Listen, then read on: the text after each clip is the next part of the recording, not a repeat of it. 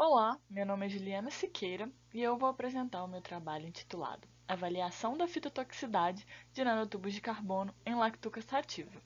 Ele foi desenvolvido no Laboratório de Genética e Biotecnologia da Universidade Federal de Juiz de Fora. Os nanotubos de carbono se destacam dentre os nanomateriais existentes por possuir propriedades ópticas e eletrônicas interessantes, como condução elétrica e térmica, flexibilidade e resistência mecânica, que permite sua ampla aplicação em diversas áreas, como na energia, na biomedicina e também na agricultura.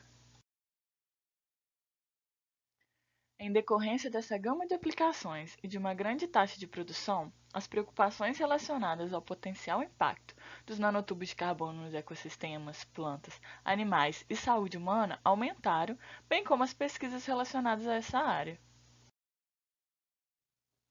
Devido à alta demanda e ao aumento exponencial da produção dos nanotubos, há um aumento da probabilidade de liberação desses nanomateriais no meio ambiente, o que pode causar seu acúmulo em diferentes níveis tróficos, sendo as plantas um dos principais organismos atingidos.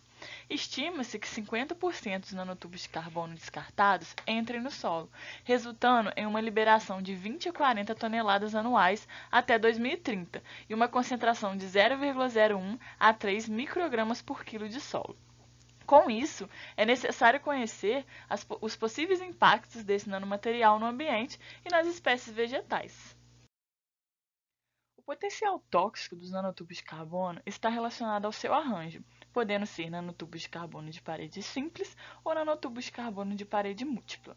Os nanotubos de carbono de parede simples são mais simples e são constituídos por uma folha de grafeno enrolada, formando um tubo de cavidade interna oca.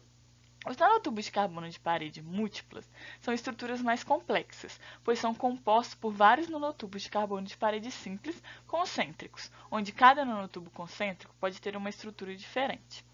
A estrutura dos nanotubos de carbono tem influência direta em suas propriedades, incluindo condutividade térmica e elétrica, densidade e estrutura. Portanto, diferentes nanotubos de carbono têm propriedades e potenciais de aplicações distintas. Também pode estar relacionado à sua funcionalização, que sabe-se que ela pode otimizar a solubilidade e a dispersão dos nanomateriais, o que possibilita, assim, aplicações inovadoras na indústria, e também as diferentes condições ambientais utilizadas, que pode variar desde o biomaterial escolhido até o tempo de exposição. Neste estudo, nós utilizamos nanotubos de carbono de parede múltipla funcionalizados com o grupo carboxila. E eles foram testados em sementes de lactuca sativa, que é a alface. Dentre os organismos vegetais para testes experimentais, a lactuca sativa é muito relatada na literatura por suas sensibilidades em testes de toxicidade, incluindo citotoxicidade, fitotoxicidade e genotoxicidade, tornando-se eficaz nesse tipo de estudo. Ela é uma espécie diploide que possui cromossomos relativamente grandes, favorecendo as análises microscópicas.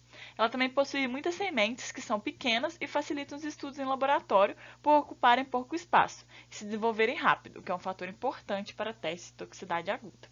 Essa espécie é bastante pesquisada e suas características moleculares, fisiológicas e suas respostas ambientais são bem descritas e conhecidas, além de ser a hortícola mais produzida no mundo. Nesse sentido, então, o objetivo do nosso trabalho foi avaliar o potencial fitotóxico dos nanotubos de carbono de parede múltipla carboxilados em sementes de lactuca sativa alface. Para isso, as sementes de lactuca sativa foram cultivadas em água destilada, caracterizando o grupo controle, ou em suspensões contendo os nanotubos de carbono em 5 concentrações diferentes, que são elas 0,1, 1, 10, 50 e 100 microgramas por ml, e elas foram expostas por 48 horas em estufa escura a 25 graus Celsius. Após o tempo de exposição, foram contabilizados os percentuais de germinação e a medição das radículas para análise da taxa germinativa e do desenvolvimento radicular, respectivamente. Os dados foram analisados por análise de variância e as médias foram comparadas por teste de Dunnett, considerando significativo valores de P menores que 0,05. Os resultados mostraram que não houve alterações significativas nos valores da taxa germinativa e do desenvolvimento radicular em lactuca sativa após a exposição aos nanotubos de carbono. Na literatura, efeitos positivos sobre a germinação e desenvolvimento de mudas foram relatados, particularmente em doses mais baixas de tratamentos com nanotubos de carbono de parede múltiplas, gerando aumento das raízes e, consequentemente, otimização da absorção de nutrientes. Além disso, também foram observados efeitos negativos que resultaram na inibição do crescimento da planta devido ao estresse oxidativo gerado pelos nanotubos de carbono de parede múltipla em níveis mais altos de exposição. Estudos anteriores apontaram que a determinação da fitotoxicidade por parâmetros macroscópicos nem sempre é precisa, o que necessita de análises citogenotóxicas complementares para prever o potencial toxicológico desses nanomateriais. Com isso, podemos concluir assim que os nanotubos de carbono não apresentaram efeitos fitotóxicos nas condições experimentais e nos parâmetros avaliados nesses estudos para as células de lactuca sativa. Eu queria agradecer as empresas de fomento, a CAPES, a CNPq, a FAPEMIG.